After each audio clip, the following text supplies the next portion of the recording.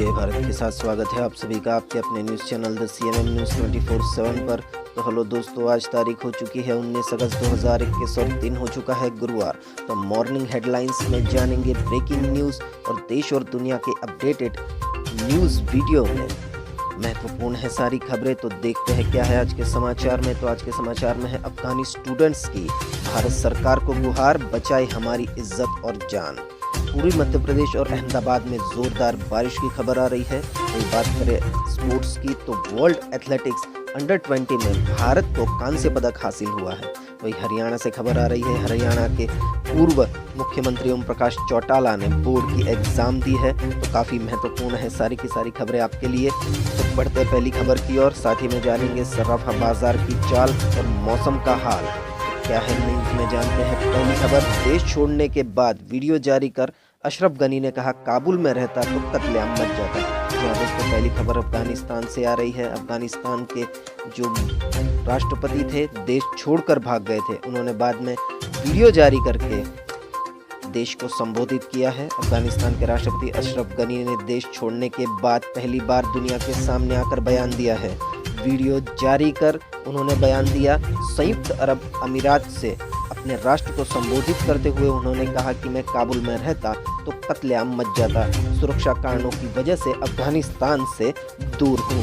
जो मुझे नहीं जानते वो फैसला ना सुनाए। तालिबान से बातचीत का नतीजा नहीं निकल रहा था। भगोड़े कहने से उन्होंने एतराज जताया। उन्होंने कहा कि भगोड़ा कहने वाले मेरे बारे में नहीं जानते, मैं शांति से सत्ता सौंपना चाहता था। अशरफ गनी ने कहा कि मैं अपने देश के लोगों को खूनी जंग से बचाना चाहता था। मैं अपने सुरक्षा बलों और सेना का शुक्रिया अदा करता हूं। उन्होंने कहा कि पैसे लेकर भागने की जो बातें कही जा रही है वो बेबुनियाद है। मुझे मेरी इच्छा के खिलाफ देश से बाहर भेजा गया। सुरक्षा अधिकारियों की सलाह के बाद ही देश छोड़ा क्योंकि कोई अनहोनी हो सकती थी। तो अशरफ गनी ने ये बयान जारी किया है UAE से। बढ़ते अगले समाचार की ओर। अगले समाचार में है उत्तर भारत में आज से फिर सक्रिय होगा मानसून। देश के कई हिस्सों में भारी बारिश का अलर्ट।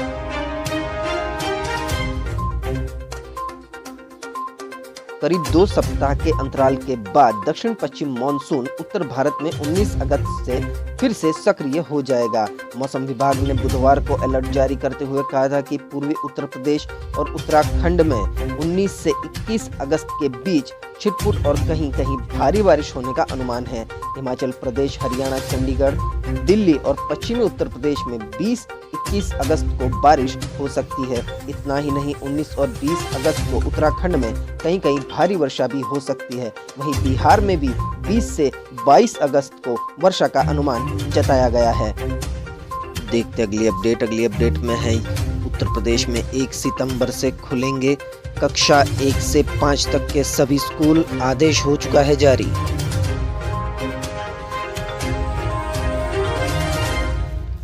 उत्तर प्रदेश में सरकार ने 23 अगस्त से जूनियर हाई स्कूलों में कक्षा 6 से 8 तक की पढ़ाई शुरू करने की घोषणा के बाद 1 सितंबर से कक्षा 1 से 5 तक के सभी बोर्डों के प्राथमिक स्कूल खोलने का आदेश जारी किया है। तो इसी के साथ उत्तर प्रदेश में 1 सितंबर से सभी स्कूलें शुरू हो जाएंगी। बढ़ते अगले समाचार की ओर। अगले समाचार में है अमेरिका में कोरोना का कहर।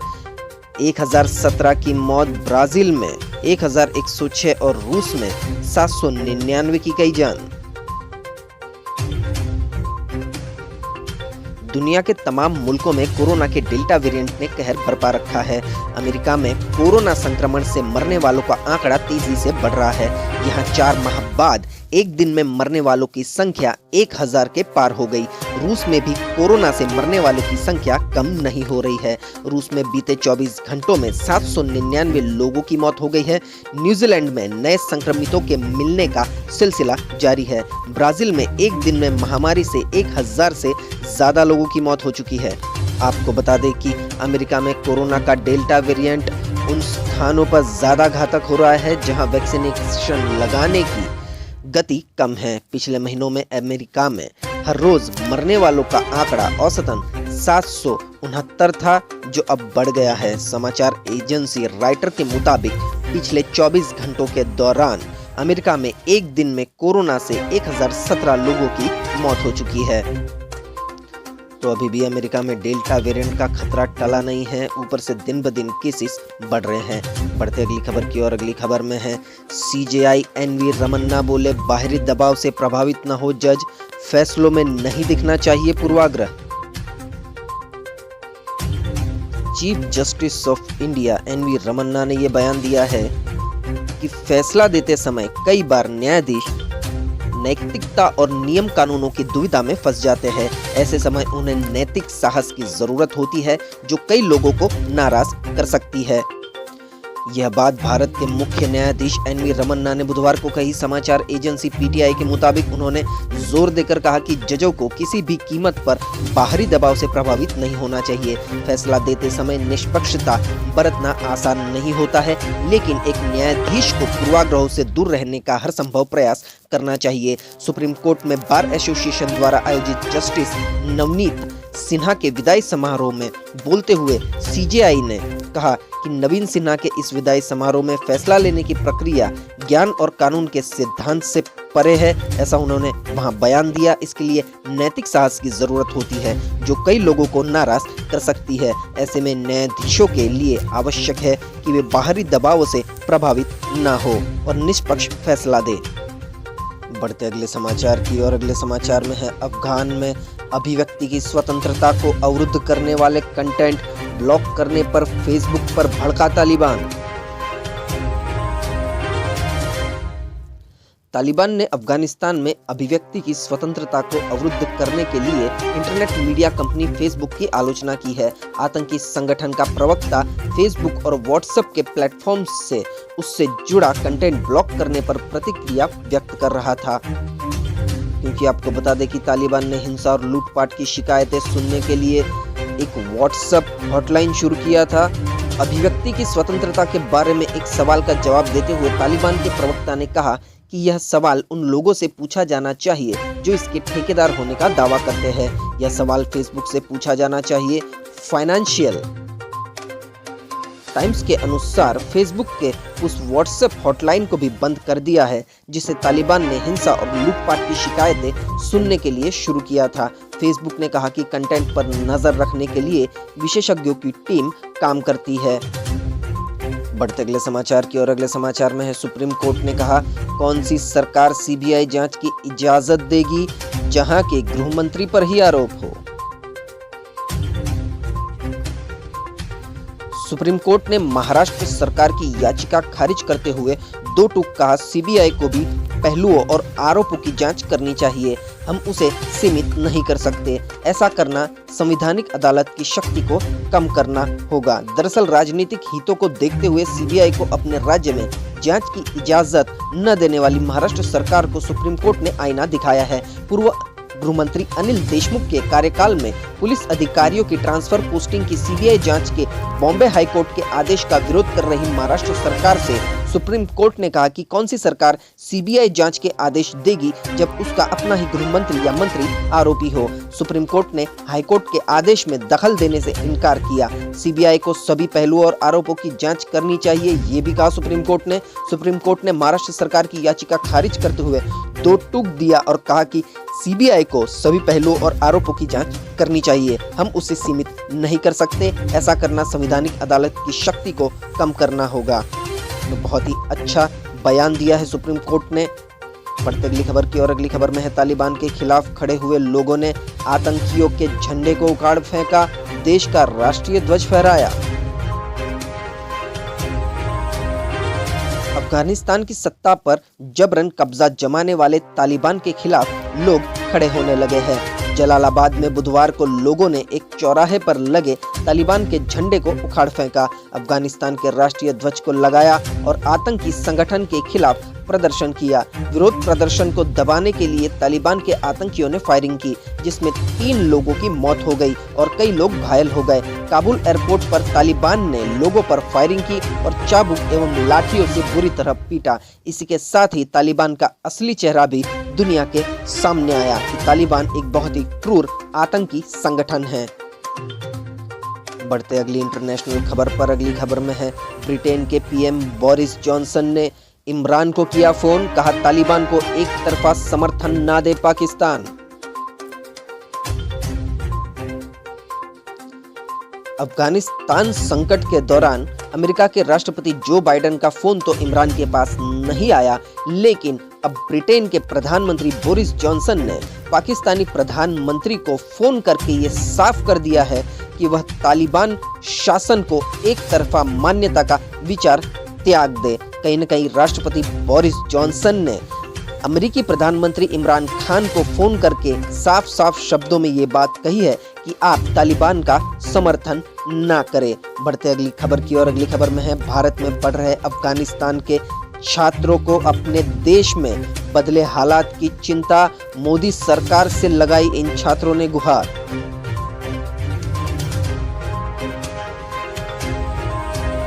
अफगानिस्तान में बदले हालात के बाद हिंदुस्तान में पढ़ रहे अफगानी विद्यार्थी परेशान हैं। अलग अलग राज्यों में पढ़ने वाले इन विद्यार्थियों को सबसे ज्यादा चिंता इस बात की सता रही है कि वीजा अवधि समाप्त होने पर उनको यहाँ से अपने देश जाना पड़ा तो मुसीबत आ जाएगी। दरअसल अफगानिस्तान में बदले हालात के बाद हिंदुस्तान में पढ़ रहे अफगानी विद्यार्थी परेशान हैं। अलग अलग राज्यों में पढ़ने वाले इन विद्यार्थियों की चिंता अब बढ़ चुकी है। इनको ये डर सता रहा है कि अगर ये लोग अपने देश में वापस जाएंगे तो इन पर मुसीबतों का पहाड़ टूट सकता है। हालांकि भारत सरकार ने, केंद्रीय गृह मंत्रालय ने देश में रह रहे सभी विदेशी नागरिकों के लिए सभी तरह के वीजा की अवधि 31 अगस्त तक बढ़ा दी है। इसलिए इन विद्यार्थियों को भी वीजा की चिंता अभी नहीं करनी चाहिए। भारत में पढ़ रहे अफगानिस्तान के विद्यार्थियों ने अपील की है कि अफगानिस्तान में रह रहे अपने स्वजनों को लेकर भी वो चिंतित है और उन्होंने भारत सरकार से अपील की है कि अगर हो सके तो कहीं ना कहीं उनको भी वीजा दे दिया जाए और शरणार्थी के तौर पे भारत में उनको शरण दी जाए। बढ़ते अगली खबर की ओर। अगली खबर में है, बंगाल में मदर डेयरी का नाम बदला। ममता बनर्जी ने कहा, जब बंगाल की गाय दूध देती है तो इसका नाम बंगाल के नाम पर ही होना चाहिए। बंगाल चुनाव में प्रचंड जीत के बाद लगातार तीसरी बार सत्ता में लौटी ममता बनर्जी सरकार अब राज्य में दूध और डेयरी उत्पादन कंपनी मदर डेयरी का नाम बदलने जा रही है। मदर डेयरी का नाम बदलकर अब बांग्ला डेयरी रख दिया गया है। बढ़ते अगली खबर की ओर। अगली खबर में है, 10वीं का पेपर देने पहुंचे ओम प्रकाश चौटाला। हरियाणा के पूर्व मुख्यमंत्री ने गर्ल्स स्कूल में 2 घंटे तक दी परीक्षा। 9वीं की छात्रा बनी राइटर, बोले स्टूडेंट्स नहीं कर सकते मीडिया से बात।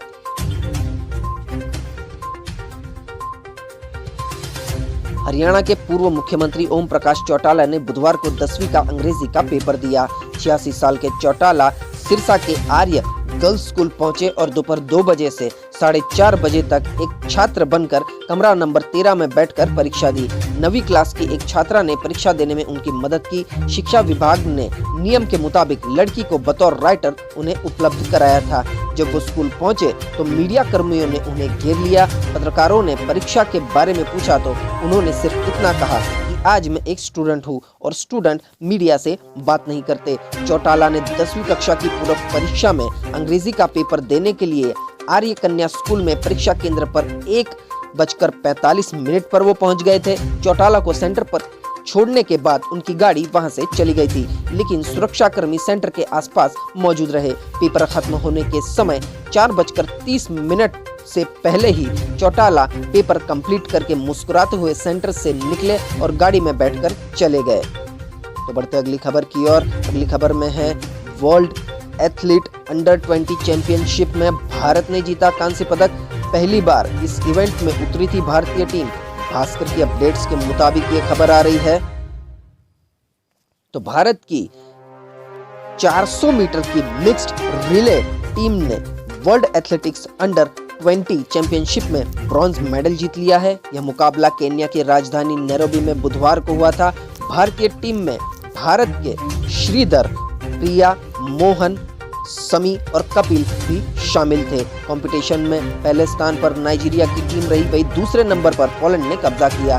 खास बात यह है कि मिक्स्ड इवेंट में भारतीय टीम का यह पहला मुकाबला था और पहले ही मुकाबले में भारतीय अंडर 20 टीम ने इस मुकाबले में ब्रॉन्ज मेडल हासिल किया है, जो भारत के लिए बड़ी गर्व की बात है। बढ़ते अगली खबर की ओर। तो अगली खबर में है, पेगासस जासूसी प्रकरण। सुप्रीम कोर्ट ने कहा, कोई जासूसी वैध तरीके से हुई है तो अनुमति देने वाला विभाग हलफनामा दायर करे। सुप्रीम कोर्ट ने सॉफ्टवेयर के जरिए जासूसी मामले में मंगलवार को दूसरे दिन भी सुनवाई की। इस दौरान केंद्र सरकार द्वारा राष्ट्रीय सुरक्षा का मुद्दा उठाए जाने पर जजों ने कहा, हम नहीं चाहते कि सुरक्षा से कोई समझौता हो। अगर कोई जासूसी वैध तरीके से कराई गई है तो इसकी अनुमति देने वाले विभाग को हलफनामा जरूर दायर करना चाहिए। Chief justice N V. Ramana, justice Suryakant और अनिरुद्ध बोस की बेंच यह सुनवाई कर रही है। बेंच ने कहा कि केंद्र सरकार हमें बताए कि क्या वह इस मामले में नया अतिरिक्त हलफनामा दायर करना चाहती है या नहीं। केंद्र सरकार के जवाब के बाद ही हम कमेटी के गठन पर विचार करेंगे। इस बेंच को इस पर भी विचार करने की जरूरत है कि मामले को कैसे आगे बढ़ाया जाए। इसी के साथ ही अदालत ने केंद्र सरकार को नोटिस जारी कर 1 सप्ताह के भीतर जवाब दायर करने को कहा है। अगली सुनवाई 10 दिन बाद होगी। बढ़ते अगली खबर की ओर। अगली खबर में है देश की पहली कोर्ट गुजरात हाई कोर्ट में वर्चुअल फिजिकल हियरिंग शुरू। एडवोकेट्स को करना होगा एसओपी का पालन। गुजरात हाई कोर्ट अब देश की पहली ऐसी हाई कोर्ट बनी जिसमें वर्चुअल और फिजिकल ऐसे दोनों माध्यमों से कोर्ट की कार्रवाई चल रही है। हाई कोर्ट में तमाम एसओपी के अनुसार व्यवस्था की गई है। थर्मल स्क्रीनिंग के बाद ही एडवोकेट अन्यों को प्रवेश दिया जाएगा। कोरोना महामारी के कारण पिछले 17 महीनों से हाईकोर्ट में वर्चुअल हियरिंग चल रही है। बढ़ते अगली अपडेट की और अगले समाचार में है 19 अगस्त से फिर सक्रिय हो सकता है मॉनसून। कई राज्यों में बारिश की है संभावना। करीब 2 सप्ताह के अंतराल के बाद दक्षिण पश्चिम मॉनसून उत्तर भारत में 19 अगस्त से फिर से सक्रिय हो जाएगा। भारत मौसम विभाग IMD ने बुधवार को कहा कि पूर्वी उत्तर प्रदेश और उत्तराखंड में 19 से 21 अगस्त के बीच छिटपुर और कहीं-कहीं भारी बारिश होने का अनुमान है। हिमाचल प्रदेश, हरियाणा, चंडीगढ़, दिल्ली और पश्चिमी उत्तर प्रदेश में 20-21 अगस्त को बारिश हो सकती है। 19 और 20 अगस्त को उत्तराखंड में कहीं-कहीं भारी वर्षा हो सकती है। बिहार में 20-22 अगस्त को वर्षा हो सकती है। कहीं-कहीं भारी बारिश का भी अनुमान जताया है। IMD ने कहा कि गुजरात, महाराष्ट्र, ओडिशा, झारखंड, बंगाल में गंगा के मैदानी हिस्से, मध्य प्रदेश के पूर्वोत्तर और बंगाल के हिमालयी हिस्से तथा सिक्किम में 19 अगस्त तक वर्षा जारी रहेगी। तो जहां सूखा होने के कयास लगाए जा रहे थे, वहीं पूर्वी मध्य प्रदेश में भी अब बारिश का दौर जारी है। बढ़ते अगली खबर की ओर। अगले समाचार आ रहे हैं अहमदाबाद से। अहमदाबाद के रामोल में 4 घंटे में 3 इंच बारिश। पूर्व अहमदाबाद में भी काफी भारी बारिश। तो बारिश के 1 महीने के विराम के बाद अहमदाबाद में भी काफी भारी बारिश दर्ज की गई है, जिसमें सबसे ज्यादा बारिश रामोल में 76.40 मिलीमीटर यानी कि 3 इंच तक बारिश हुई है। वहीं निकोल में 2.5 इंच, मेमको और नरोडा में 2 इंच तक बारिश दर्ज की गई है। वहीं बात करें वटवा, विराटनगर, ओढ़व और कठवाड़ा जैसे विस्तारों में भी अहमदाबाद में 1.25 इंच बारिश दर्ज की गई है। इसी के साथ ही मौसम विभाग ने अहमदाबाद के पूर्वोत्तर इलाकों में भी बारिश की चेतावनी दी है। बढ़ते अगली खबर की ओर। तो अगली खबर में अब जानेंगे सर्राफा बाजार की चाल, क्या रहा सोने का हाल। सोने और चांदी की कीमतों में फिर गिरावट दर्ज हुई है। दिल्ली सर्राफा बाजार में सोना 152 रुपए घटकर 46,328 रुपए प्रति 10 ग्राम पर आया। इससे पिछले कारोबारी दिन में सोना 46,480 रुपए प्रति 10 ग्राम पर बंद हुआ था। इसी तरह चांदी भी 286 रुपए गिरकर 62,131 रुपए प्रति किलोग्राम रह गई। पिछले दिन यह 62,417 रुपए प्रति किलोग्राम पर बंद हुई थी। दोनों का वायदे के भाव में तेजी आई है। उधर अंतर्राष्ट्रीय बाजार में सोना बढ़त के साथ $1,787 प्रति औंस पर और चांदी $23.74 प्रति औंस पर स्थिर थी। क्या रहते हैं सोना चांदी के आज के भाव मार्केट खुलने के बाद मैं आपको CMM न्यूज पर अपडेट कर दूंगा। अब जानते हैं पूरे भारत का अगले 24 घंटे का मौसम का पूर्वानुमान। तो स्काईमेट वेदर टीम के मुताबिक अगले 24 घंटों के दौरान पश्चिम बंगाल, सिक्किम, असम, मेघालय, अरुणाचल प्रदेश, ओडिशा के कुछ हिस्सों में, छत्तीसगढ़, मध्य प्रदेश, विदर्भ, मराठवाड़ा, उत्तरी मध्य महाराष्ट्र और गुजरात, तेलंगाना के कुछ हिस्सों में हल्की से मध्यम बारिश के साथ कुछ स्थानों पर भारी बारिश हो सकती है। बाकी पूर्वोत्तर भारत, बिहार, झारखंड, पूर्वी उत्तर प्रदेश, दक्षिण पूर्व राजस्थान, अंडमान और निकोबार द्वीप समूह, तटीय कर्नाटक, केरल, कोंकण और गोवा उत्तराखंड के कुछ हिस्सों में हल्की से मध्यम बारिश संभव है। आंतरिक कर्नाटक, तमिलनाडु के कुछ हिस्सों, लक्षद्वीप, उत्तर भारत के पश्चिमी भाग, पंजाब, हरियाणा और दिल्ली के 1 या 2 हिस्सों में हल्की बारिश संभव है। इसी के साथ बताया जा रहा है कि पूर्वी मध्य प्रदेश में भी मध्यम से हल्की बारिश संभव है। इसी के साथ मॉर्निंग हेडलाइंस का यह वीडियो यही समाप्त होता है। वीडियो को पूरा देखने के लिए आप सभी का बहुत बहुत धन्यवाद। देश और दुनिया की खबरों के लिए सब्सक्राइब कीजिए द सीएमएम न्यूज़ 24/7 को और बेल आइकन को भी प्रेस कर दीजिए ताकि दिन भर की चुनिंदा जेन्युइन खबरें सबसे पहले आपके मोबाइल पर मिल जाए। तो मिलते हैं अगले न्यूज़ अपडेट के साथ। आपका दिन खुशनुमा रहे। Thank you, take care, good bye, Jai Bharat.